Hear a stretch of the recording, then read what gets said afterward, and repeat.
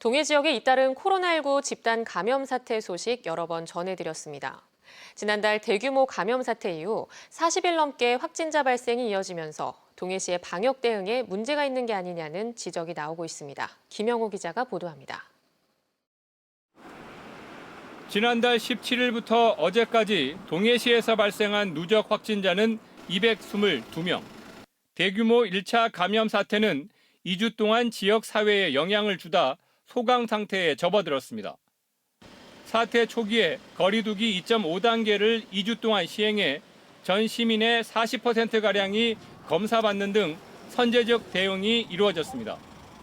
그런데 이달 중반부터 감염 경로를 알 수 없는 소규모 감염 사태가 이어져 상황은 다시 나빠졌습니다. 확진자가 하루에 10명이 넘은 날이 이틀이나 됐고 어제도 7명의 확진자가 나왔습니다.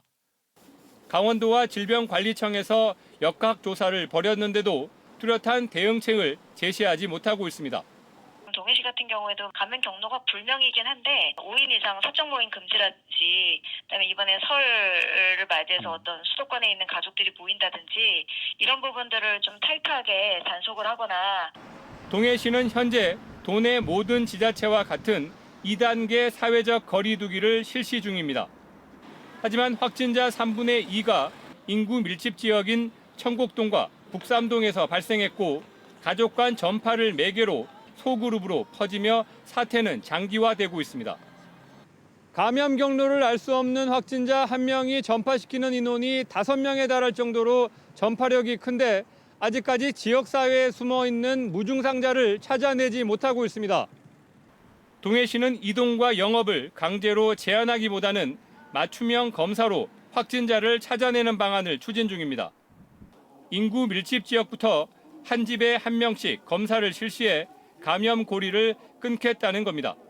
접촉자 범위를 확대해서 선제적으로 또 검사도 해서 또 격리도 하고 정부의 이런 대책하고 별개로도 이동 자제 그다음에 개인 방역 수칙을 강력하게 좀 준수할 수 있도록 설 명절 전까지 코로나 확산세를 잡겠다는 목표를 잡고 있지만 현 상황에 맞는 적절한 방역 대응이 이루어지고 있는지 고민이 필요해 보입니다.